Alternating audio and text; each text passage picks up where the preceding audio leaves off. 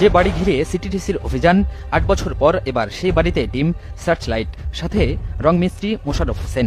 তার বাড়িও আফারখোলার পাতার টেকে। অভিযানের মাস কয়েক পর রঙের কাজ করেন মোশাররফ। এই দরজাগুলো দেখতেছেন না, এই দরজা বিভিন্ন জায়গায় ফুটাগুলির চিহ্ন পাইছি। পুরা দরজা টেমে সিদ্ধ ছিল জায়গায় জায়গায় বিভিন্নভাবে।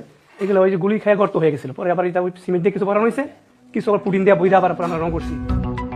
প্রশ্ন হচ্ছে, তালাবদ্ধ দরজা ভেদ করে আরেক দরজায় এভাবে গুলিতে ঝাঁঝরা হতে পারে কিনা।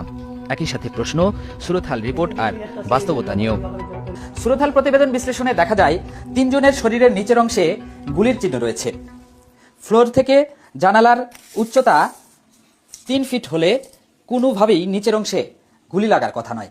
এছাড়া ৬ জনের শরীরের কোথাও জখমের চিহ্ন এবং হাড় ভাঙা রয়েছে।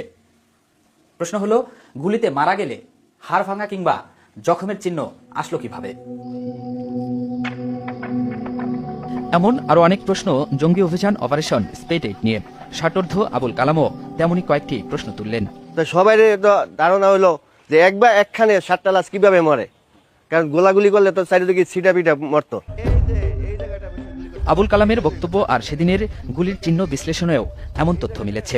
অর্থাৎ অভিযান সম্পর্কে এত বছর কথা বলতে না পারলেও এখন মুখ খুলছেন অনেকেই।